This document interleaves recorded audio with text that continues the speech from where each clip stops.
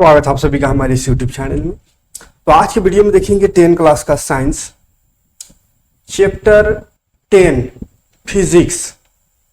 लोगों का बहुत सारे बच्चों का कमेंट आ रहा था कि साइंस में फिजिक्स स्टार्ट कीजिए। तो अगर पूरा साइंस पढ़ना चाहते हो तो एक बार पूरा साइंस खत्म कर दिए हैं, पूरा पढ़ा चुके हैं।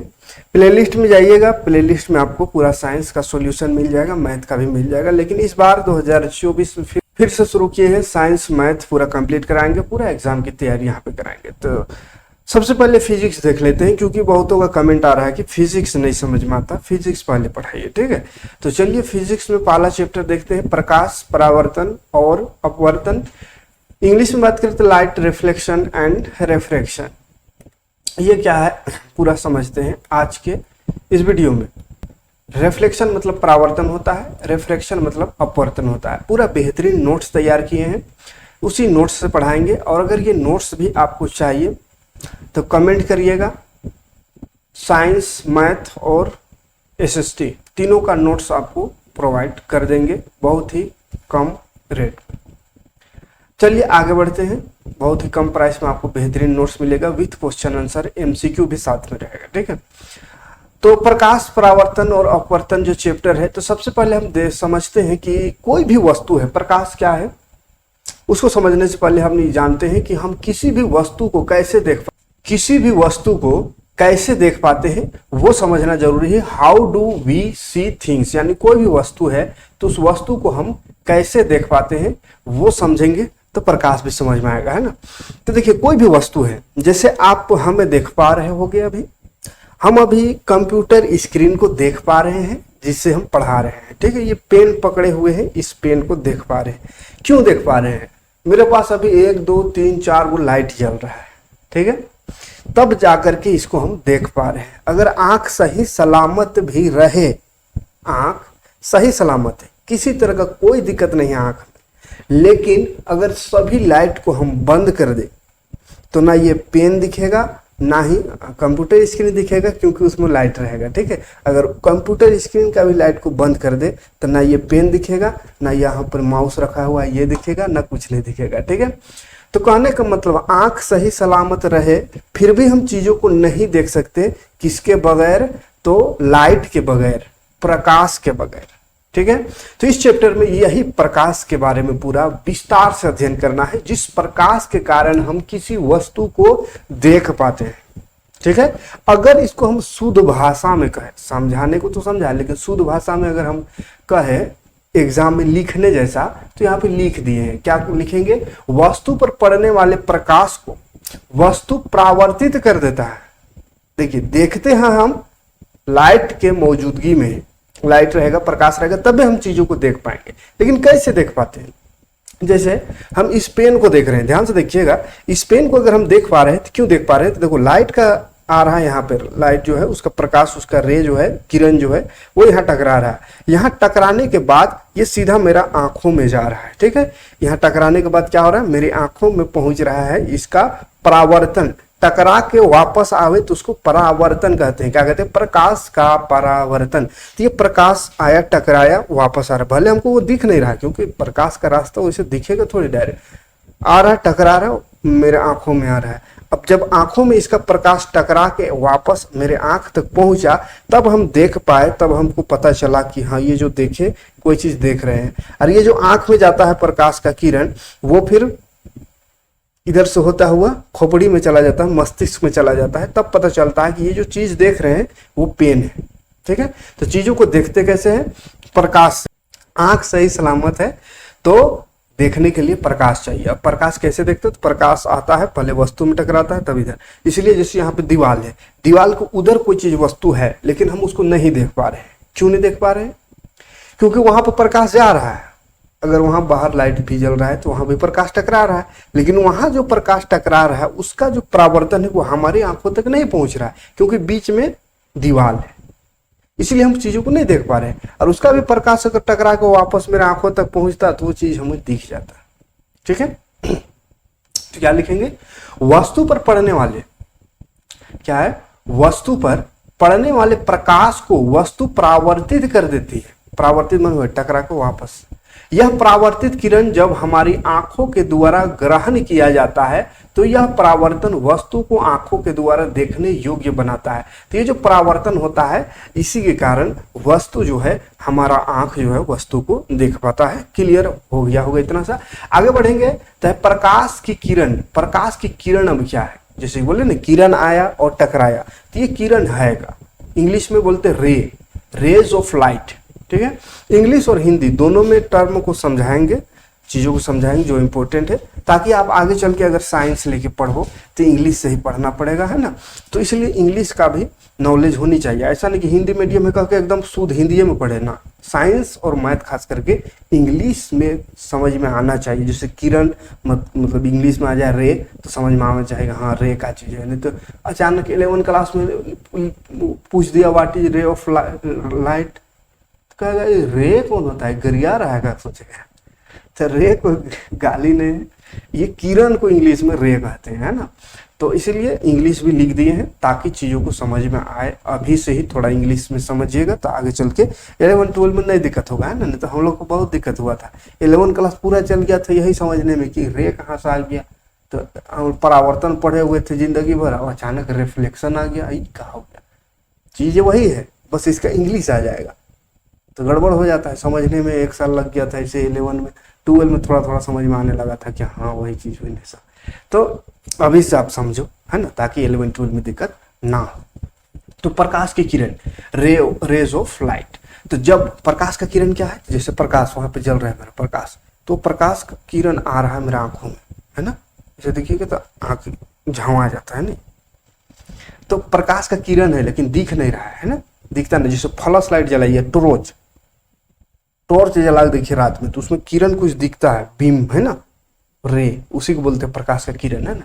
तो जब प्रकाश अपने प्रकाश के स्रोत से गमन करता है, माने चलता है, जहां से प्रकाश निकल रहा है वहां से चलना शुरू किया, तो यह सीधी एवं सरल रेखा होता है। कैसा रेखा में चलता है, सीधा रेखा में चलता है। तो प्रकाश के स्रोत से चलने वाली इस रेखा को ही प्रकाश का किरण कहते हैं। प्रकाश निकला, कोई टॉर्च है,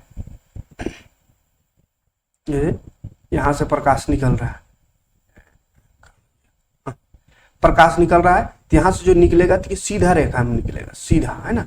तो प्रकाश जो निकलता है प्रकाश स्रोत से, है ना, जहां से प्रकाश निकलने वाला है, टॉर्च हो, बल्ब हो या सूर्य हो, तो वहां से प्रकाश जो निकलता है तो उसका जो रास्ता है वो सीधा होता है। वही जो रेखा बनता है, सीधा रेखा, उसी को प्रकाश का किरण कहते हैं। जैसे एक पाइप अगर लीजिएगा, पाइप कहाँ है, नहीं यहाँ पे, पाइप एक लीजिएगा, सीधा पाइप अगर रहेगा जिसका ऐसे करके देखेंगे तो सामने वाला दिख जाएगा, या इसमें टॉर्च भी मारिएगा तो प्रकाश इधर से निकलेगा। लेकिन यही पाइप अगर टेढ़ा रहे और उसमें टॉर्च मारिएगा तो उसका प्रकाश बाहर नहीं जाएगा, क्योंकि प्रकाश ऐसा मुड़ता नहीं है, वो सीधा चलता है। कैसा, सीधा चलता है, ठीक है। प्रकाश ऑलवेज सीधा स्ट्रेट लाइन में गमन करता है, ठीक है। तो रे है, क्या है, रे। आगे बढ़े रे समझ में आ गया, हाँ रे समझ में आ गया। तो एक चीज समझिए, शैडो क्या होता है, छाया तो समझ में आता ही होगा, छाया, ठीक है। जैसे मेरा छाया अभी नहीं दिख रहा है किधरों, कि चारों तरफ लाइट, छाया को हम बंद कर दिए हैं, एकदम पीछे से छाया दिख रहा होता है। तो छाया जो है वो क्या होता है, कब बनता है, उसको समझिए। जैसे प्रकाश का किरण आया, जैसे यहाँ टकराया, इसमें टकराया, और अगर इसके अंदर से प्रकाश पार नहीं हुआ, इसके अंदर से प्रकाश पार ना हुआ, तो वैसे वस्तु को कैसा वस्तु कहते हैं, याद कीजिए 7वां-8वां क्लास में पढ़े थे। पारदर्शी वस्तु एक पढ़े थे, और एक अपारदर्शी वस्तु। अपारदर्शी वस्तु बोलते हैं जिसके अंदर से प्रकाश पार ना करे, है ना। जैसे ये पेन है तो इसके यहाँ प्रकाश टकराया तो वापस आएगा, पार नहीं होगा उससे, ठीक है। तो ये अपारदर्शी वस्तु है। तो अपारदर्शी वस्तु में जब प्रकाश की किरण पड़ती है, जैसे इधर अपारदर्शी है, ये इधर किरण, प्रकाश का किरण पड़ा, तो ये चाहे उस हाथ में देखो प्रकाश की किरण पड़ रहा है तो छाया बन रहा है, इस हाथ में दिख रहा है काला काला छाया बन रहा है। तो अपारदर्शी वस्तु में जब प्रकाश का किरण पड़ता है तो उसके अपोजिट साइड उसका छाया बन जाता है, ठीक है। तो अब कैसे इसको करेंगे, जब प्रकाश किसी अपारदर्शी वस्तु से होकर गुजरता है तो यह प्रकाश के किरण को परावर्तित कर देता है, जिसे अपारदर्शी वस्तु की छाया बनती है, ठीक है। अपारदर्शी वस्तु से प्रकाश अगर टकराया तो क्या हो गया, टकरा के प्रकाश का किरण वापस, और जब यहां से वापस हो गया तो इसकी इधर साइड पर इसका छाया बन जाएगा, जो वस्तु है उसका छाया। ठीक है, आप अपना छाया देख लीजिए अगल बगल, इधर से अगर लाइट मारिएगा तो इधर छाया बनेगा, इधर से लाइट आएगा तो इधर छाया बनेगा ना, तो उसका जस्ट अपोजिट में छाया बनता है। हाँ, और जिसमें पार हो जाएगा प्रकाश उसका छाया नहीं बनता है। जैसे अगर शीशा हो आर पार दिखने वाला, तो उसमें लाइट मारो वो पार हो जाता है तो उसका छाया नहीं दिखेगा। ठीक है, अपारदर्शी वस्तु का छाया होता है। अब आगे बढ़ेंगे तो एक चीज समझना है, प्रकाश का विवर्तन। क्या है? प्रकाश का विवर्तन, इसको इंग्लिश में कहेंगे तो डिफ्रेक्शन ऑफ लाइट। ये क्या होता है? Diffraction of light. तो देखो, यदि प्रकाश के रास्ते में रखी अपारदर्शी वस्तु अत्यंत सूक्ष्म हो, एकदम तनी हो, एकदम छोटा सा, तो प्रकाश सरल रेखा में चलने की अपेक्षा इसके किनारे से मुड़ने की प्रवृत्ति दिखाता है। इस प्रभाव को प्रकाश का विवर्तन कहते हैं। ध्यान से देखिएगा, अगर प्रकाश क्या बोल रहा है, प्रकाश का किरण एक ऐसा वस्तु पे पड़े जो एकदम तनी हो, है ना, सूक्ष्म हो, एकदम छोटा सा हो, तो क्या होता है कि प्रकाश ऐसे पड़ा, एकदम छोटा सा वस्तु उसमें प्रकाश पड़ा, तो ये क्या होता है, इधर से मुड़ के पार हो जाता है, इसको घसीटते हुए पार हो जाता है, वापस नहीं होता है ना। छोटा सी, छोटा एकदम पतला सा अगर है, एक बिंदु जैसा, ऐसा एक बिंदु जैसा है, तो ये प्रकाश का किरण आ करके टेढ़ा, ऐसा बिंदु जैसे प्रकाश का किरण आ करके इसके टकरा के सीधा चला जाएगा। ठीक है, तो उसको बोलते हैं प्रकाश का विवर्तन। वहां पे क्या हो जाता है, थोड़ा सा प्रकाश मुड़ जाता है। ठीक है, जैसे बीच में एक ठोकर आ गया, गाड़ी चला रहे हैं, अब छोटा सा ठोकर आ गया, तो क्या करिएगा, वहां गाड़ी थोड़ी रोक दीजिएगा, ठोकर में थोड़ा सा उठेगा चक्का, है ना, ऊपर या नीचे, भागिएगा फिर सीधा।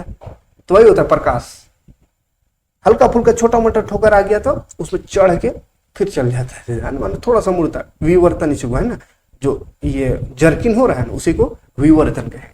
ठीक है, उसके बाद सीधा जाएगा। और यही ठोकर रहे अगर बड़का हो, जैसे रोड में चल रहा है, अब बड़का हो, इतना बड़का पत्थर है, अब इसमें तो नहीं उड़ाइएगा, मर जाइएगा, तो उसमें रुकना ही पड़ेगा। तो वही प्रकाश के पास भी अगर बड़का हुआ आ गया पारदर्शी वस्तु, तब तो भैया रुकना पड़ेगा, वापस वहां से टकरा के वापस। लेकिन एकदम छोटा सा है तो उसमें छलांग लगा के पार। ठीक है, जैसे हम लोग जर्किन में ठोकर में गाड़ी को उड़ा देते हैं, वैसा उड़ जाएगा, थोड़ा सा ऊपर आएगा प्रकाश, फिर सीधा। सो क्या बोलेंगे, विवर्तन, डिफ्रेक्शन। ठीक है, समझ में आ गया। आगे बढ़ेंगे हम, तो आगे बढ़ेंगे तो हमको समझना होगा अब प्रकाश का परावर्तन। तभी से बोल रहे परावर्तन, अभी आया परावर्तन। ठीक है, परावर्तन की इंग्लिश में क्या बोला है, रिफ्लेक्शन ऑफ लाइट। क्या हुआ, रिफ्लेक्शन ऑफ लाइट, मतलब वही ऐसा कोई चीज है, कोई भी। अच्छा, एक चीज और, रिफ्लेक्शन ऑफ लाइट मतलब देखिए, बहुत कोई सोचता है कि जब कोई प्रकाश किरण किसी चमकीला सतह पर ही पड़ता है, यानी शीशा उषा में जब पड़ता है तो जो वापस आता है वही भर प्रकाश का परावर्तन होता है, यानी खाली शीशे में टकरा के वापस आता है, शीशे में भर परावर्तन होता है। तो ऐसा बात नहीं है, परावर्तन हर वस्तु में होता है। जैसे ये मेरा हाथ है, यहाँ भी परावर्तन हो रहा है। अगर परावर्तन नहीं होता तो मेरा हाथ हुआ दिखबे नहीं करता। तब ये बताएं क्या, कोई वस्तु कब दिखता है, जब प्रकाश का किरण इसमें टकराता है और यहाँ से टकरा के आंख में जाता है, तब ये चीज दिखता है। ठीक है, तो प्रकाश का परावर्तन जो है हर वस्तु में होता है, लेकिन यही है कि किसमें कम होता है, मतलब किसी में दिखता नहीं है, किसी में दिख जाता है। दिखता किसमें है, शीशा में। जैसे शीशा में टॉर्च मारो तो दिखता है, टॉर्च मारे तो वापस आ जाता है ना।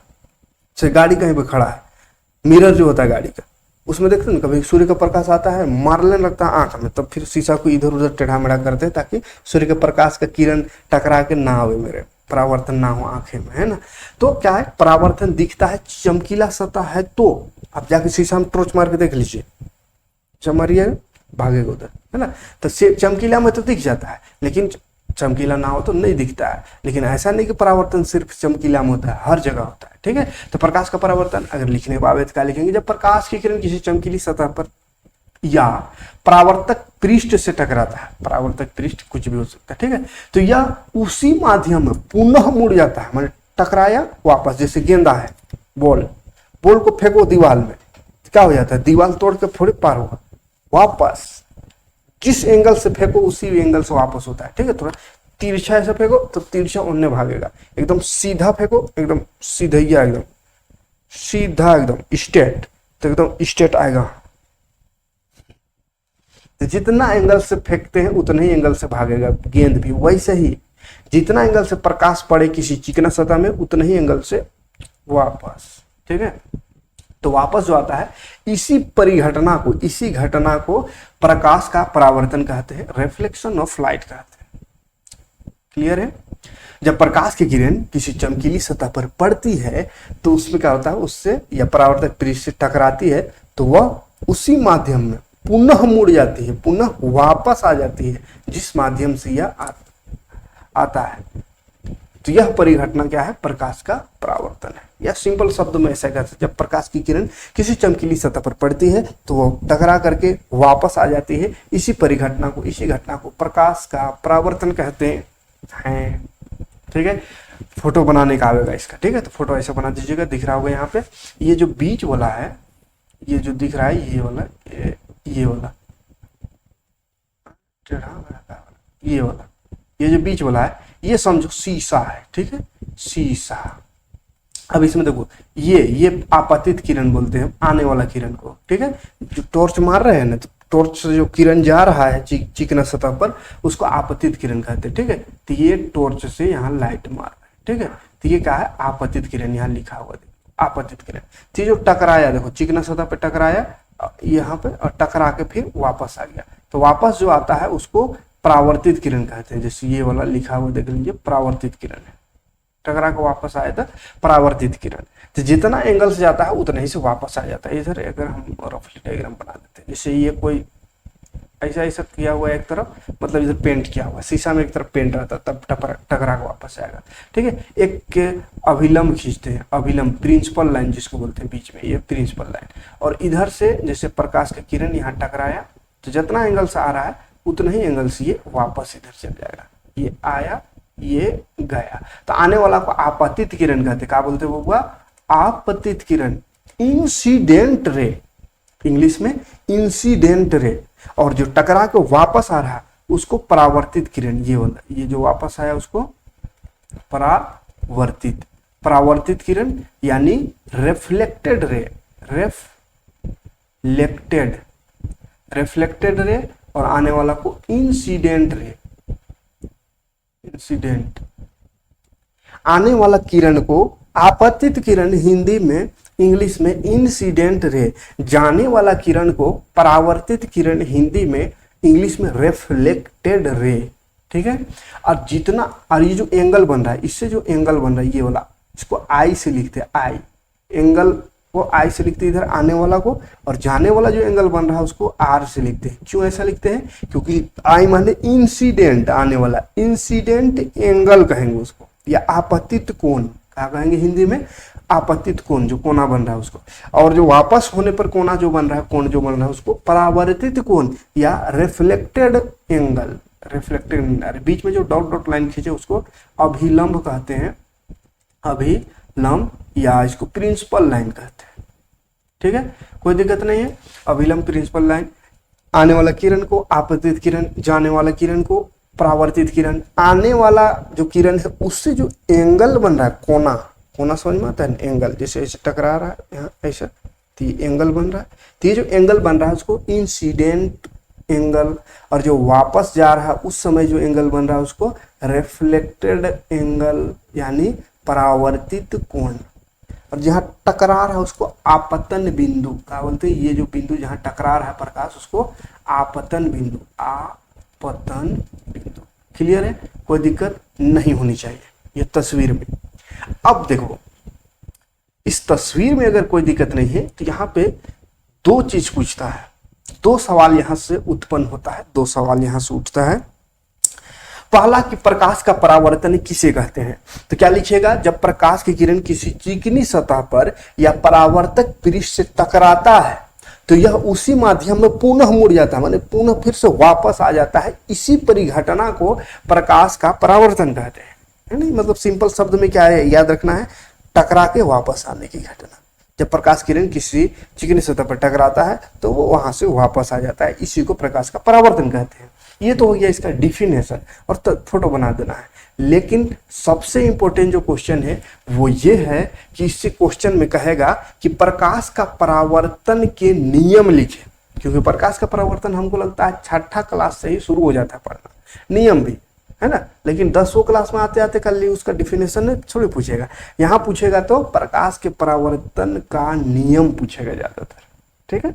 तो प्रकाश का परावर्तन का नियम क्या है, तो देखो नियम यह है कि जितना एंगल से आ रहा है, यानी आने वाला एंगल को आपतित किरण, आने वाला जो कोण किरण है उसको आपतित किरण, तो आपतित किरण जितना एंगल बनाएगा, यानी आपतित किरण से जो एंगल बन रहा है तो उसको आपतित कोण, तो आपतित कोण जो है और परावर्तित कोण जो टकरा के वापस जा रहा है उसका जो कोण बन रहा है, यानी आई और आर जो बना, तो ये एंगल आई जो है, एंगल आई ऑलवेज इक्वल होता है एंगल आर का, यानी आने वाला जो किरण है उससे जो कोण बन रहा है और जाने वाला किरण से जो कोण बन रहा है वो हमेशा बराबर होता है। ये दूसरा नियम है। कौन सा नियम? दूसरा नियम। तो पहला नियम कौन है?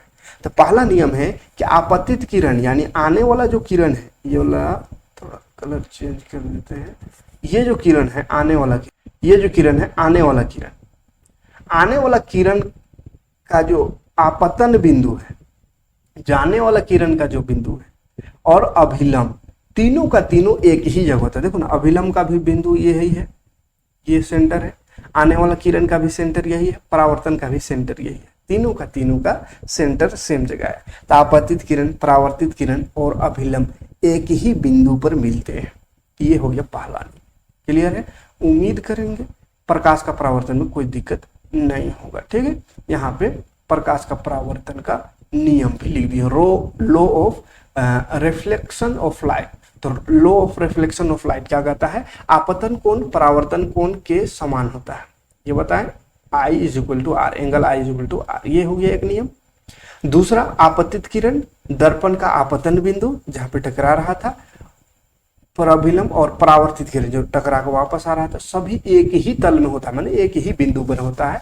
परावर्तन का यह नियम गोलीय दर्पण सहित सभी परावर्तक पृष्ठ पर लागू होता है। ये जो परावर्तन का नियम है वो सभी जगह लागू होता है। क्लियर? आगे बढ़ेंगे तो इसी से रिलेटेड, ये जो प्रकाश का परावर्तन पढ़े अभी, इसी से रिलेटेड कुछ सामान्य एवं अद्भुत परिघटनाएं देखते हैं। कुछ घटना जो सामान्य, जिसे हम देखते हैं रोजमर्रा की जिंदगी में, कुछ ऐसा घटना, कुछ ऐसा सामान्य या कुछ अद्भुत सा घटना जो कि प्रकाश के परावर्तन के कारण होता है। तो some common and wonderful phenomena क्या है? तो प्रकाश के परावर्तन के कारण कुछ सामान्य एवं अद्भुत परिघटनाएं होती है।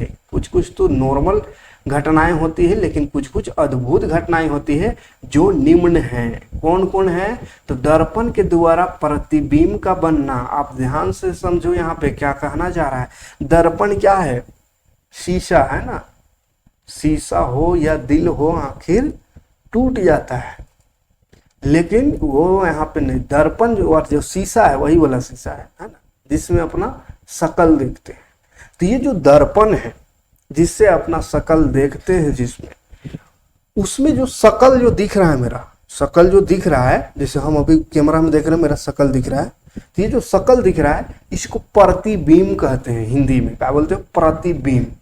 देखो साइंस में ज्यादातर वर्ड ना इंग्लिश में आसान लगता है, अब प्रतिबिंब का इंग्लिश कहेंगे तो कोई समझ लेगा, तनी को छुआ भी समझ जाएगा जो कहियो स्कूल नहीं गया है। लेकिन प्रतिबिंब कह देंगे उसको तो कहेगा ये का कौन भाषा बोल रहा है। लेकिन प्रतिबिंब हिंदी है, इसका इंग्लिश का होता है इमेज, फोटो। फोटो भी इंग्लिश है, फोटो कहेंगे तो नहीं जानेगा। हाँ, फोटो कोई भी आजकल तो नहीं कोई छुआ कहता फोटो देखेंगे मोबाइल का, देखते रहता। तो फोटो इमेज का नहीं समझ में आ जाता है, हिंदी बोलेंगे तो नहीं समझेगा।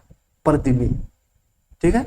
तो दर्पण में जो प्रतिबिंब यानी फोटो, मेरा चेहरा जो दिखता है, इमेज जो दिखता है हम लोग का, वो प्रकाश के परावर्तन के कारण ही दिखता है, याद रखिएगा। उसके बाद दूसरा फिनोमिना जो है वो है तारों का टिमटिमाना।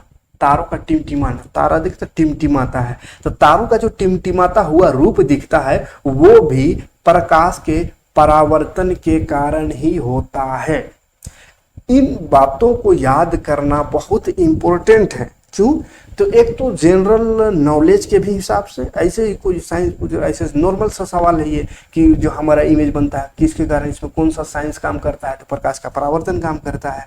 या तारा जो टिमटिमाता है इसमें कौन सा साइंस काम करता है, तो प्रकाश का परावर्तन काम करता है। ये तो नॉर्मली एक जानकारी होनी चाहिए, लेकिन सिर्फ ये नॉर्मल मतलब जनरल नॉलेज के लिए नहीं, ये एग्जाम के दृष्टि से भी बहुत ज़्यादा इंपॉर्टेंट है, क्योंकि अक्सर ये क्वेश्चन टिक लगाने में ऐसा क्वेश्चन पूछता है। बोल देगा तारे का टिमटिमाना निम्न में से कौन परिघटना है, तो प्रकाश का परावर्तन ऑप्शन रहेगा, प्रकाश का अपवर्तन रहेगा, प्रकाश का विवर्तन रहेगा। अब बताना होगा या रहेगा इनमें से कोई नहीं।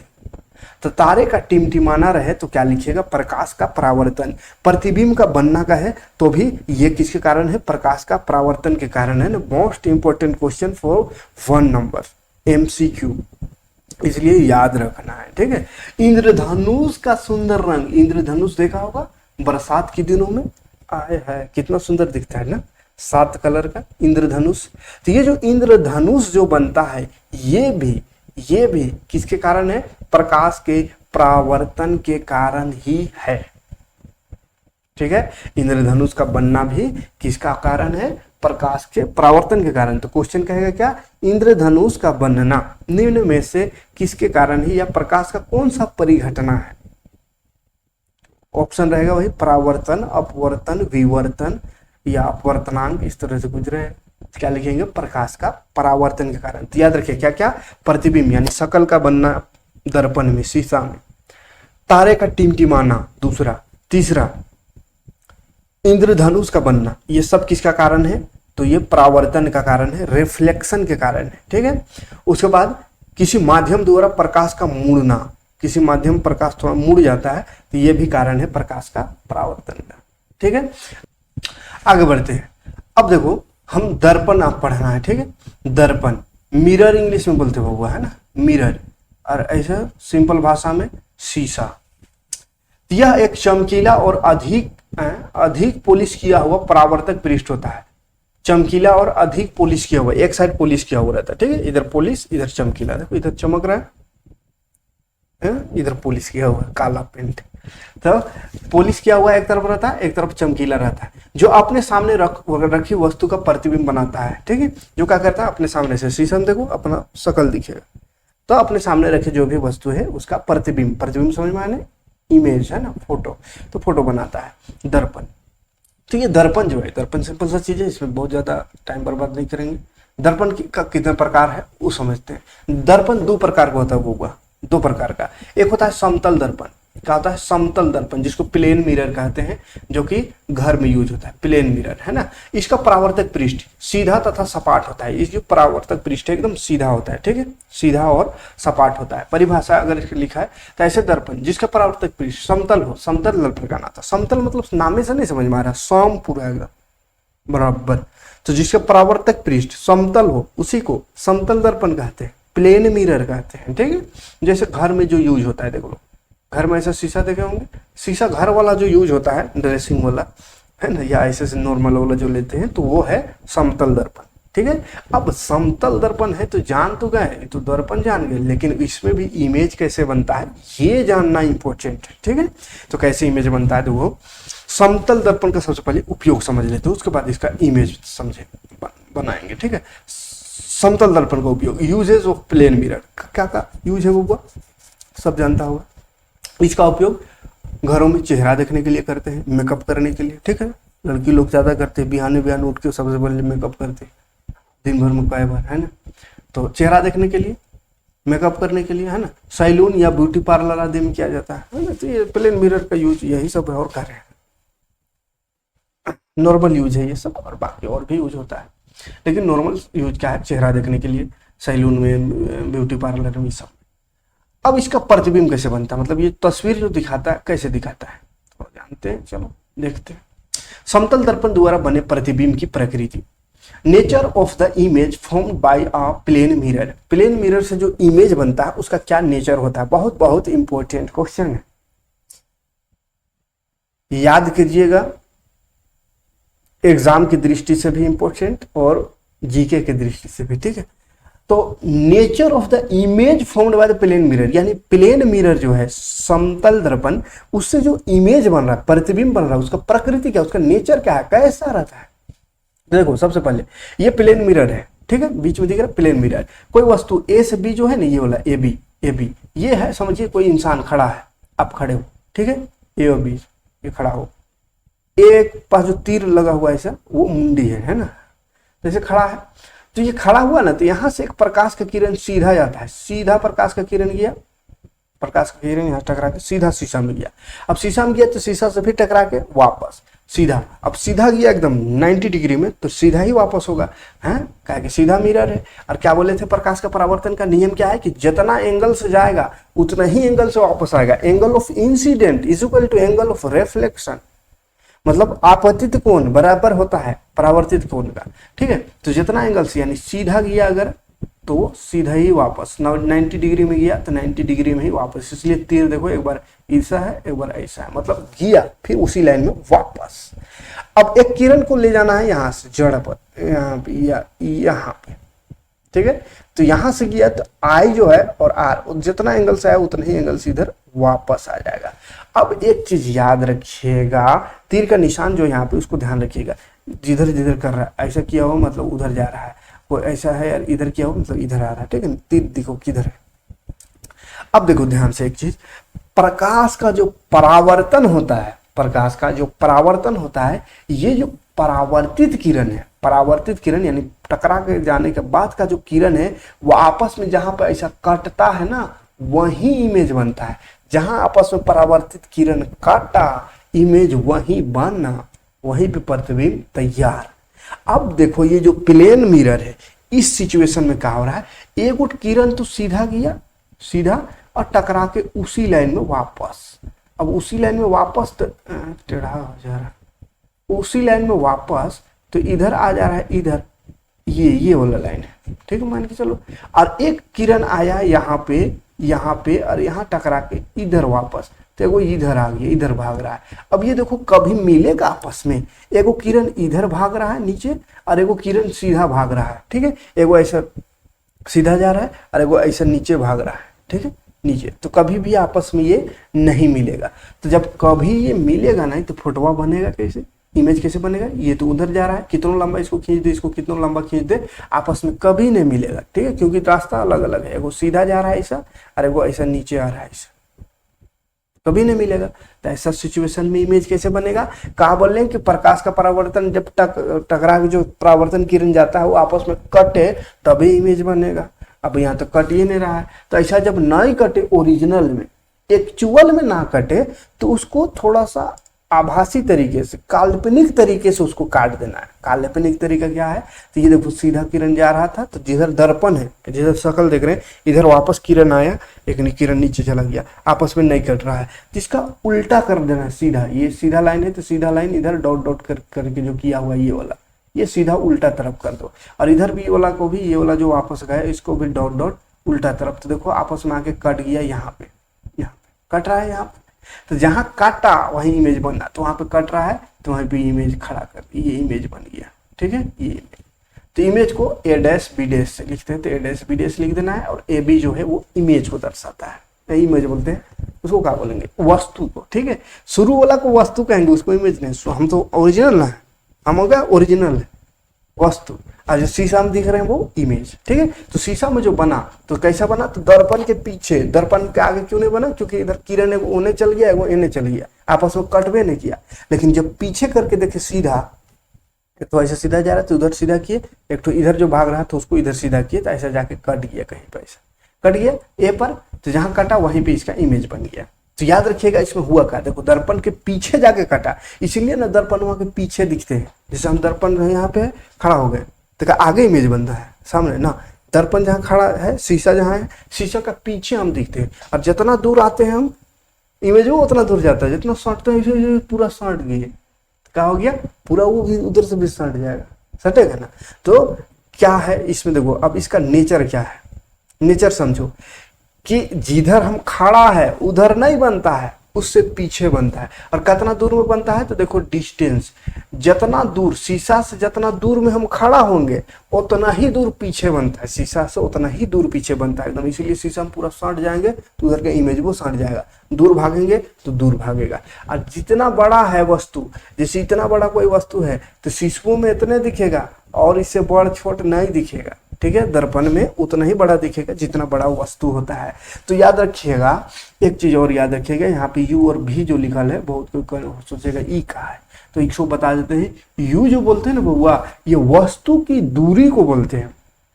शीशा के इधर है ना यू होगा, शीशा से आगे साइड, शीशा से आगे साइड कोई वस्तु है तो ये जो वस्तु का दूरी, वस्तु की दूरी, वस्तु की जो दूरी है उसको यू से दिखाते हैं, ठीक है। डिस्टेंस ऑफ ऑब्जेक्ट, ऑब्जेक्ट कोई है उसके जो डिस्टेंस है, उसका जो डिस्टेंस है उसको यू से लिखते हैं। और भी क्या है तो भी इमेज के डिस्टेंस को, यानी प्रतिबिंब, क्या है प्रतिबिंब का दूरी, प्रतिबिंब की दूरी, प्रतिबिंब की दूरी को भी से लिखते हैं और यू से वस्तु की दूरी, तो ये जो डिस्टेंस है उसको यू से लिखे, उधर भी। तो यू और भी यानी वस्तु की दूरी, वस्तु और शीशा की दूरी, और फिर पीछे शीशा और वस्तु की दूरी वो भी हो गया। तो यू और भी प्लेन मिरर में, समतल दर्पण में दोनों बराबर होता है। चलो आगे बढ़ेंगे। अब इसको यहाँ पे लिख दिए क्या क्या होता है उसको आप देख लो एक बार ताकि याद रहे। नेचर इसका, समतल दर्पण का नेचर, तो पहला जो नेचर है, पहला जो कैरेक्टर है इसका, कि इसके द्वारा जो बना प्रतिबिंब है वो आभासी और सीधा होता है। एक चीज और नहीं समझा है, आभासी नहीं समझा है। तो देखो वो आभासी का होता है, ओरिजिनल जिधर से टकरा के वापस आया किरण, वापस आया, ये वाला किरण आपस में कभी नहीं कटा, ये एक सीधा चल गया और ये एक नीचे आ गया, तो ये आपस में कभी नहीं कटेगा, कभी नहीं कटेगा। एक सीधा भाग रहा है, एक नीचे आ रहा है, नहीं कटेगा। तो इधर जो कटता ना, तो ये बोलते ओरिजिनल में कट रहा है, हकीकत में कट रहा है, तो उसको बोलते हैं रियल। उसको क्या बोलते हैं? रियल इमेज या वास्तविक। क्या बोलते हैं? वास्तविक। जो हकीकत में कटे तो उसको हकीकत में मतलब वास्तविक कहते हैं, वास्तविक इमेज। लेकिन वास्तविक हकीकत में ना कटे, और ये डॉट डॉट करके इसका पीछे साइड काट दिए, डॉट डॉट करके जबरदस्ती वाला, माने इमेजिन किए कि इधर नहीं कट रहा है, लेकिन यही वाला अगर सीधा रहता तो ऐसे सीधा जाता, अरे वो इधर से सीधा आता तो टकरा जाता। जहां टकराया वही इमेज बन गया। तो हकीकत में नहीं टकराया तो सोच के टकराए कि अगर इधर ना चल के उधर चलता, अरे वो उधर चलता, दोनों उल्टा तरफ उधर भागता तो टकरा जाता। तो जहां टकराया इमेजिंग करने पर तो वो क्या हो गया? काल्पनिक इमेज। क्या हो गया? काल्पनिक। तो काल्पनिक को ही आभासी कहते हैं, ठीक है। और आभासी और सीधा, देखो यहाँ पे तीर ऊपर है, यहाँ पे ए ऊपर है, इधर इधर लेफ्ट तरफ का ए ऊपर है, यानी वस्तु का ए ऊपर, यहाँ भी वस्तु ए ऊपर, कटा वो ऊपर है, ऊपर है, ऊपर है मतलब मुड़ी ऊपरे है, मतलब सीधा बनता है, ठीक है। आभासी डॉट डॉट करके कटा है इसलिए उसको आभासी कहेंगे। और इधर जो कट जाता है ना, जैसे वो किरण इधर आ जाती इधर, और यहाँ कट जाता तो यहाँ जो वस्तु बनता तो उसको वास्तविक कहते हैं, माने रियल वाला, हकीकत वाला। लेकिन उधर डॉट डॉट करके जबरदस्ती काटे इसलिए वो आभासी हो गया। तो पहला बिंदु याद रखिएगा, समतल दर्पण जो है इसमें आभासी और सीधा। अब ऐसे भी दर्पण में याद करो ना, सीधा मुड़ी ऊपर ना दिखता है, ऐसा थोड़ी कि दर्पण सामने खड़ा होता तो मुड़ी नीचे पैर ऊपर हो जाता है, नहीं, सीधा ही होता है, ठीक है। तो आभासी और सीधा होता है, पहला बात याद रखिएगा, ठीक है। आभासी और सीधा, पहला बात याद रखिएगा। हाँ, उल्टा भी होता है लेकिन कैसे उसको समझाएंगे। लेकिन उल्टा करने मतलब मुड़ी ऊपर पैर नीचे नहीं, ऊपर नीचे का देखा जाए तो सीधा रहता है, मतलब मुड़ी ऊपर ही रहता है पैर नीचे। तो आभासी और सीधा, और जहां जहां भी ऐसा डॉट डॉट करके और काटना पड़े, डॉट डॉट करके परावर्तन जो कटे, तो हमेशा आभासी लिखना है, और आभासी के साथ हमेशा सीधा आएगा। और वास्तविक अगर रहता तो वास्तविक के साथ उल्टा इमेज बनेगा, ठीक है। तो पहले याद रखिएगा। दूसरा, प्रतिबिंब दर्पण के पीछे उतना ही दूर पर बनता है जितना दूरी पर बीम, बीम माने वस्तु रखा हुआ है, ठीक है। तो जितना दूर पे वस्तु रखा है पीछे उतना ही दूर में दिखेगा। सट जाएंगे पूरा ऐसा तो वो भी सट जाएगा इमेज भी, ठीक है। दो गो हुआ प्रकृति, दो गो इसका नेचर। तीसरा नेचर एक और होता है जो कि यहाँ पे लिखे नहीं है, चलो याद रखिएगा उसको, सिंपल सा नेचर है तीसरा नेचर। तीसरा नेचर क्या है कि अगर कोई वस्तु, जो भी वस्तु है, उसको दर्पण के सामने रखते हैं तो उसका जो इमेज बनता है, उसका जो क्या बोलते हैं उसको, प्रतिबिंब हिंदी में ना, प्रतिबिंब बनता है वो पार्श्व, याद रखिएगा, पार्श्व परावर्तित, ये बिंदु याद रखिए, पार्श्व परावर्तित होता है, पार्श्व परावर्तित। तो पार्श्व परावर्तित मतलब होता है लेफ्ट वाला राइट साइड दिखता है, राइट वाला लेफ्ट साइड दिखता है। इसीलिए आप कोई चीज लिखल है उसको ऐसा दिखाइएगा तो उल्टा दिखेगा। जैसे मेरा भी देखो यहाँ पे कैमरा भी वैसे मिरर वाला किया हुआ है, तो यहाँ डायरी लिखल है, लेकिन का लिखल दिख रहा है, देखो यहाँ पे क्या लिखा, उल्टा दिख रहा है ना, अक्षर दिख रहा है, अक्षर उल्टा है, इधर सीधा है लेकिन यहाँ शिशुआ में उल्टा दिख रहा है। ठीक है, तो अक्षर उलट जाता है। क्यों उलट जाता है? इसका मतलब पार्श्व परावर्तित, लेफ्ट वाला राइट हो जाता है, राइट वाला लेफ्ट हो जाता है। जैसे इधर हम राइट हैंड उठाए लेकिन इमेजवा में फोटोवा में लग रहा है कि लेंगा हाथ उठाया है। ठीक है, देखो ध्यान से, फोटोवा में लगेगा लेंगा हाथ उठाया लेकिन हम दहिना हाथ उठाए हैं। ठीक है, ये लेंगा हाथ उठाए तो लगेगा दहिना हाथ। अगर इसको एडिट नहीं करके सीधा नहीं किए होंगे तो उल्टा लग रहा होगा मिरर में, अभी जैसा हमको दिख रहा है। ठीक है, अगर एडिट करके सीधा कर दिए होंगे तो ठीक है, लेकिन यहाँ जो उठा रहे हैं कोई और हाथ, उठ रहा है कोई और। तो ऐसा लेफ्ट वाला राइट माने इधर वाला इधर, इधर वाला इधर हो जाता है, इसी को बोलते हैं पार्श्व परावर्तित इमेज। कोई दिक्कत नहीं होनी चाहिए यहाँ तक, पूरा एकदम क्या बोलते हैं उसको, पूरा निचोड़ के एकदम छोटा छोटा बिंदु को समझा रहे हैं। इसलिए थोड़ा ज्यादा लंबा वीडियो होगा तो घबराने का ना है, ज्यादा समय लग सकता है, लेकिन ऐसा समझो कि जिंदगी में कभी भूल ना पाओ। अब ऐसा थोड़ी, इसे पूरा लिखल था मेरा, हम खाली पढ़ते जाते अभी तक 2 चैप्टर खत्म कर देते हैं, और आप समझ भी जाइएगा, एकदम सिंपल भाषा में लिखल है। लेकिन वैसा नहीं करना है, हमको एकदम दिमाग के अंदर घुसा देना है। एक के बार पढ़ो, खत्म कहानी। ऐसा नहीं कि बार बार आंख मूंद के रटना पड़े। प्रकाश का परिवर्तन, जब प्रकाश की किरण टकराती है वापस होती है, आंख मूंद के रटने लगता है एकदम मोटा। वैसा नहीं करना है, वैसा जिंदगी नहीं चलेगा वैसे काम। साइंस मतलब ऐसा है कि उसको समझो, ऐसा समझो कि दिमाग में फिट। ये कहा कि होने वाला चीज है जो दिखता है आसपास। अब इसको आंख मूंद के रटने का क्या जरूरत है कि शीशा के सामने खड़ा होता है तो लेंगा वाला दहिना दिखता है, दहिना वाला लेंगा दिखता है, ऐसा रटना जरूरी है? नहीं जरूरी है ना। ये हकीकत जो चीज दिखता है वही चीज है। ठीक है, इसलिए ज्यादा इसमें रटना नहीं, समझना है। ऐसा समझो कि रटने की जरूरत ना पड़े। तो वही कर रहे हैं, पूरा एकदम विस्तार से समझाने का प्रयास। उम्मीद करेंगे कि हमारा ये प्रयास आपको अच्छा लगे और आप अच्छे से समझ पाओ चीजों को। ठीक है, थोड़ा सा और बढ़ते हैं और वीडियो को खत्म करेंगे, ज्यादा लंबा नहीं। दर्पण खाली आज देखते हैं। ठीक है, गोलीय दर्पण थोड़ा सा देख लेते हैं, फिर इससे दर्पण से अलग अलग दर्पण का अलग अलग इमेज बनता है, उसको नेक्स्ट वीडियो में देखेंगे। चलिए, प्लेन मिरर यानी समतल दर्पण हो गया, थोड़ा सा गोलीय दर्पण समझ लेते हैं। कहाँ गया पेनवा बने, चलिए, ओ उल्टा पकड़े। हाँ, गोलीय दर्पण। ठीक है, स्फेरिकल मिरर क्या बोलते हैं इंग्लिश में? Spherical mirror. स्फेयर समझे, मैथ में स्फेयर पढ़े होंगे, गोला गोला। तो गोलीय दर्पण या स्फेरिकल मिरर, तो गोला नाम में से पता चल रहा गोल होगा, है गोल होगा।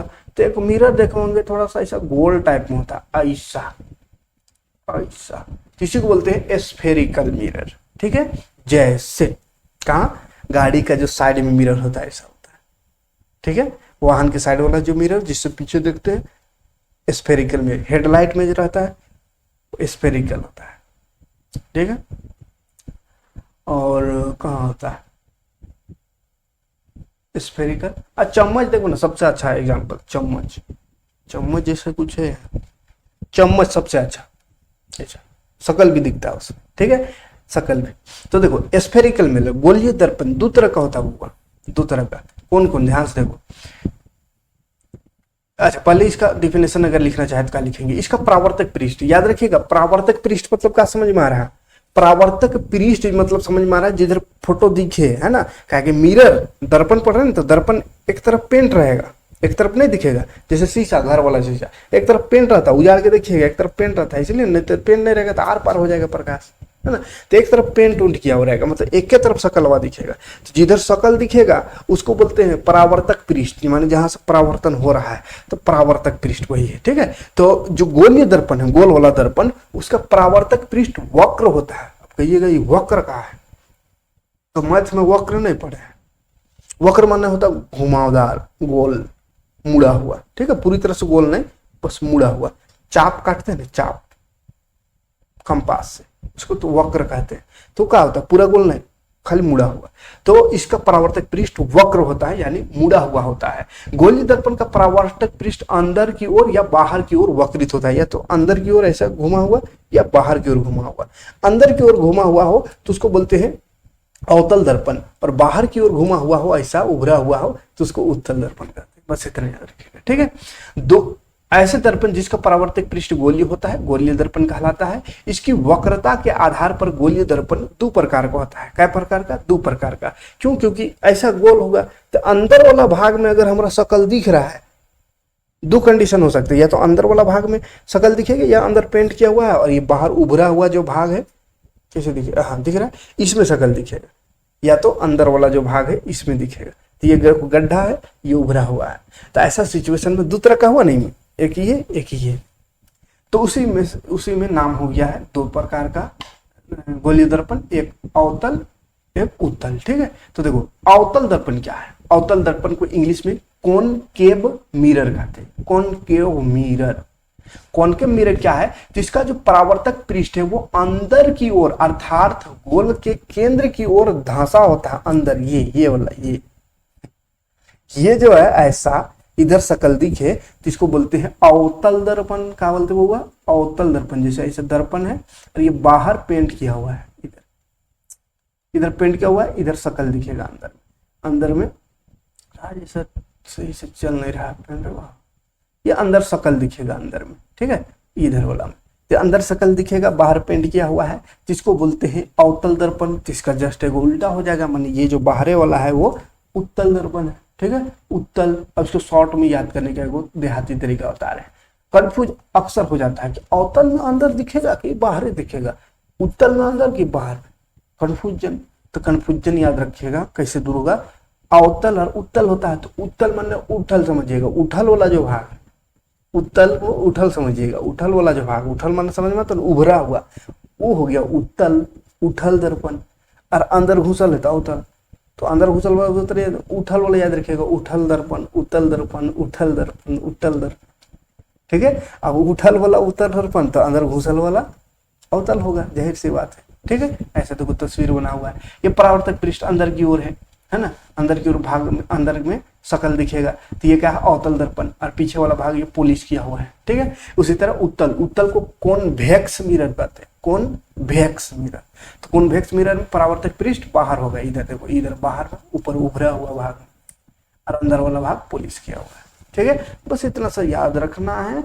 उसके बाद ये जो दर्पण है उसमें बहुत सारा भाग होता है, उसको समझना है क्या क्या होता है। देखो, एक होता है ध्रुव, जिसको पोल कहेंगे इंग्लिश में, क्या कहेंगे? पोल। तो ये गोलीय दर्पण के परावर्तक पृष्ठ के केंद्र को ध्रुव, दर्पण का ध्रुव कहते हैं, और इसे पी से इंकित करते हैं। तो गोलीय दर्पण जो है इसका बीचवा वाला भाग, ये वाला को पी से लिखते हैं और इसको पोल कहते हैं, परावर्तक पृष्ठ के केंद्र को, माने बीच वाला को, ठीक है। और वक्रता केंद्र होता है सेंटर, तो वक्रता केंद्र ऐसा इधर होता है सी, सेंटर है ना। जैसे वृत्त है तो वृत्त में बीच वाला सेंटर होता है ना, वैसे ही इसमें भी सेंटर होता है, ठीक है। तो उसको सी से इंकित करते हैं, ठीक है। गोलीय दर्पण का परावर्तक पृष्ठ एक गोले का भाग है, गोला का भाग पूरा गोल कर देंगे तो उसका जो बीचल का भाग रहेगा, इस गोले का वक्रता केंद्र को गोलीय दर्पण का वक्रता केंद्र कहते हैं। तो जिस तरह से गोल पूरा रहे जिसका बीच में केंद्र होगा, तो वही केंद्र को वक्रता केंद्र कहते हैं ना। इसे अंग्रेजी के बड़े अक्षर सी से लिखते हैं, ठीक है।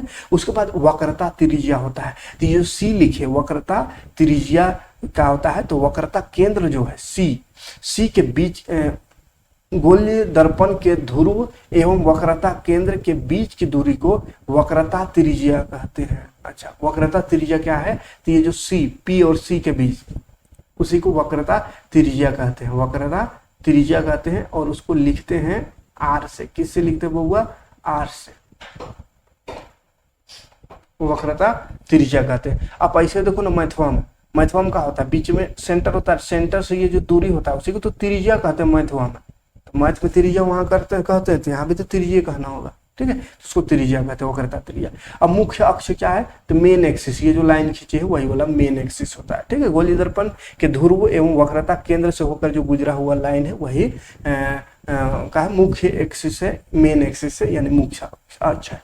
फोकस क्या, फोकस, तो ये जो त्रिज्या है ना, त्रिज्या को आधा कर देंगे तो यही होता है फोकस, त्रिज्या को आधा कर देंगे तो फोकस। क्या लिखेंगे, दर्पण के ध्रुव एवं वक्रता केंद्र के बीच एक अन्य बिंदु F होता है जिसे मुख्य फोकस कहते हैं। फोकस का समांतर आपतित किरण परावर्तित किरण के बाद अवतल दर्पण में इसी मुख्य फोकस पर प्रतिच्छेद करती है तथा अवतल दर्पण में प्रतिच्छेद करती हुई प्रतीत होते हैं। इतना याद नहीं रखना, फोकस है वही। और इसका दूरी कहा जाए तो दर्पण के ध्रुव एवं मुख्य फोकस के बीच की जो दूरी है फोकस दूरी कहलाता है। फोकस के बीच है ना, इसे अंग्रेजी छोटे F से करते हैं, मतलब वही R का बीच में होता है, C के बीच में है ना। गोलीय दर्पण का परावर्तक पृष्ठ अधिकांश गोलीय ही होता है। इस पृष्ठ की एक वृत्ताकार सीमा रेखा होती है। गोलीय दर्पण का परावर्तक पृष्ठ की इस सीमा रेखा को व्यास दर्पण का द्वारक कहलाता है। द्वारक का एपार्चर, एपार्चर क्या है, तो देखो वो एपार्चर ये है, एपार्चर जैसे ये दर्पण है तो ये वाला जो यही वाला भाग है यही एपार्चर है, इसको MN से लिखते हैं, M से N तक ये एपार्चर है। ठीक है, तो ये सब नाम याद रखिएगा, नाम है। ठीक है, अब तस्वीर से दिखाते हैं अच्छे से। कहाँ गया तस्वीर, वो कहाँ चल गया तस्वीर, इसका तस्वीर वो करने चलिए, चल अच्छा दिखा देंगे, यहाँ पे दिखा देते हैं ना, यहाँ पे बना, देखो एक लाइन बीच में खींचते हैं ऐसा ऐसा रफली खींच दे रहे हैं, तो यहाँ पे जो पॉइंट बना ये पोल जो बोले तो ध्रुव, ये P होगा। उसके बाद जो लास्ट वाला चल उसको छोड़ के लास्ट वाला पहले रेगुलर जाते हैं, P हुआ, फिर यहाँ से बीच गोल करेंगे तो यहाँ पे सेंटर आएगा, यहाँ सेंटर, और सेंटर से यहाँ का दूरी इसका आधा करेंगे तो ये फोकस, ये दूरी को वक्रता केंद्र और ये P जो है उसके बीच के बीच जो है उसको F कहते हैं, F, और C और P के बीच को त्रिज्या, त्रिज्या कहते हैं R, वक्रता त्रिज्या है ना, और ये F, तो F बराबर फॉर्मूला होता है R/2, याद रखिएगा, F बराबर R/2। उसके बाद और क्या था, मुख्य अक्ष ये वाला हो गया, मुख्य अक्ष, अपार्चर हो गया ये वाला M और N, बस इतना ही से याद रखना है। तो उम्मीद करेंगे इतना में कोई दिक्कत नहीं होना चाहिए। ठीक है, अब अगर दिक्कत नहीं होगा तो आगे नेक्स्ट पार्ट में देखेंगे, क्योंकि बहुत लंबा वीडियो हो गया। ठीक है, लगभग 1 घंटा का हो गया, भाग जाओगे जो लोग करेंगे। तो चलिए आज क्या समझे एक बार थोड़ा सा रिवाइज कर लेते, फटाफट देखो, फटाफट देख लो एक झलक। और ऐसा नोट्स चाहिए, देखो बहुत ही बेहतरीन नोट्स है, क्वेश्चन आंसर पूरा है कि NCERT का, MCQ अलग से है ना, क्योंकि MCQ बहुत ज़्यादा कुछ पूछता है, तो MCQ पूरा है, पूरा क्वेश्चन आंसर है ना। तो इस तरह का ये पूरा नोट्स अगर आपको चाहिए, आज इतना चीज़ को पढ़े, क्या क्या पढ़े, प्रकाश का होता है ये जाने, प्रकाश का विवर्तन का होता है वो जाने, परावर्तन का होता है वो जाने, प्रकाश का परावर्तन का नियम जाने, फिर दर्पण जाने, दर्पण में समतल दर्पण जाने, समतल दर्पण का क्या प्रकृति है, क्या नेचर है उसको जाने, कैसे इमेज बनता है उसको जाने। उसके बाद गोलीय दर्पण पढ़े, गोलीय दर्पण 2 तरह का, अवतल और उत्तल दोनों तरह के दर्पण पढ़े। ठीक है, आगे बढ़ेंगे तो दर्पण का उपयोग पढ़ेंगे और ये जो गोलीय दर्पण है उसका उपयोग पढ़ेंगे। और इसमें देखो अलग अलग तरह का इमेज बनता है, उसको पढ़ेंगे, कैसा कहाँ पर वस्तु रहने से कैसा इमेज बनता है। ठीक है, नेक्स्ट वीडियो में। तो चलिए मिलते हैं नेक्स्ट वीडियो में, तब तक आप अच्छे से पढ़ाई कीजिए और वीडियो को ज़्यादा से ज़्यादा लोगों तक शेयर कीजिए, क्योंकि नया सेशन शुरू हो चुका है। ज़्यादा से ज़्यादा लोग रहेगा तो ज़्यादा से ज़्यादा क्लास आपको देंगे, फ्री ऑफ कॉस्ट आपको बहुत ही बेहतरीन क्वालिटी में बहुत ही बेहतरीन कंटेंट आपको प्रोवाइड कर रहे हैं। तो फ्री कह के ऐसा मत सोचिए कि हल्के में मत लीजिएगा। ठीक है, आपको हजारों हजार, 10,000, 12,000 फीस में आपको ऐसा कंटेंट नहीं मिलेगा जो हम आपको फ्री ऑफ कॉस्ट देने का कोशिश कर रहे हैं। तो इसका फ़ायदा उठाइए और अपने दोस्तों तक भी वीडियो को पहुंचाने की कोशिश करें। और जिसको नोट्स चाहिए, मात्र बहुत ज़्यादा नहीं, मात्र हम लेंगे, काहे कि यूट्यूब से कुछ अभी पैसा उसा नहीं आ रहा है, मेरा भी पेट है, तो बस थोड़ा सा ऐसे तो चाहते तो फ्री में बांटते, लेकिन सब चीज़ को अगर फ्री में देंगे तो फिर अपना भी तो कुछ है ना। तो नोट्स जो है साइंस, मैथ और सोशल साइंस तीनों का अगर लोगे तो मात्र 200 में, 200 में तीनों का नोट्स दे देंगे, पीडीएफ नोट्स बेहतरीन पूरा यहाँ से हम पढ़ा रहे हैं। और अगर एक सिंगल सब्जेक्ट का चाहिए, जैसे साइंस का चाहिए या सोशल साइंस का चाहिए या मैथ का, सिंगल सब्जेक्ट का चाहिए तो 100 में आपको एक सब्जेक्ट का, जिसमें पूरा एकदम बेहतरीन नोट्स है तो है, लेकिन सभी क्वेश्चन आंसर भी है, एमसीक्यू भी है। ठीक है, तो जिसको भी जरूरत है जरूर से जरूर इसे खरीदे और इसी से पढ़िए। हम इसको समझाते चलेंगे पूरा वीडियो में, आपके पास नोट्स रहेगा तो आप उसे पढ़ते जाओगे, उसे से याद करोगे। किसी तरह का कोई किताब और अलग से पढ़ने की जरूरत नहीं है, क्योंकि बहुत ही बेहतरीन नोट्स तैयार किए हैं। बहुत सारा किताबों का निचोड़ यहाँ पे आपको दिए हैं। बहुत सारा एग्जाम का जो भी बोर्ड एग्जाम होता है उन सभी, चाहे झारखंड बोर्ड हो, चाहे बिहार बोर्ड हो, या यूपी बोर्ड हो, या सीबीएसई बोर्ड हो, हर तरह का बोर्ड के एग्जाम कैसा कैसा क्वेश्चन आता है, वो सारी चीज़ों को एनालिसिस किए हैं और खुद से इन सभी चीज़ों को तैयार किए हैं। तो उम्मीद करेंगे कि आप इसे लेकर पढ़ने की कोशिश करेंगे। आप पढ़ के देखो, अच्छा मार्क्स एकदम 100% है कि 90+ में नंबर आएगा, है ना। इस तरह से देख लीजिए, पूरा क्वेश्चन आंसर बना हुआ है। ये देखिए एमसीक्यू ये सब है, ठीक है। एमसीक्यू भी यार एक एक चैप्टर से 30, 40, 50, 60 एमसीक्यू दिए हैं, यानी उससे हट के जितना क्वेश्चन यहाँ है, इससे हट के क्वेश्चन आपको एग्जाम में देखने को कभी नहीं मिलेगा, ठीक है। तो चलिए मिलते हैं नेक्स्ट वीडियो में। जिसको भी खरीदना होगा तो मेरा व्हाट्सअप नंबर होगा, वहाँ पे कमेंट करिएगा, वहाँ पे मैसेज कीजिएगा या कमेंट में बताइएगा, आपको दे देंगे वहाँ पे नंबर, ठीक है। वहाँ पे मैसेज कीजिएगा, फ़ोन नहीं लगेगा वहाँ पे, ठीक है। सिर्फ व्हाट्सअप है, उसमें फ़ोन कीजिएगा, कमेंट मैसेज कीजिएगा, वहाँ पे आपको QR कोड भेज देंगे। जैसे ही पेमेंट आएगा तुरंत आपको PDF मिल जाएगा, ठीक है। तो मिलते हैं नेक्स्ट वीडियो में। Thanks for watching. जय हिंद।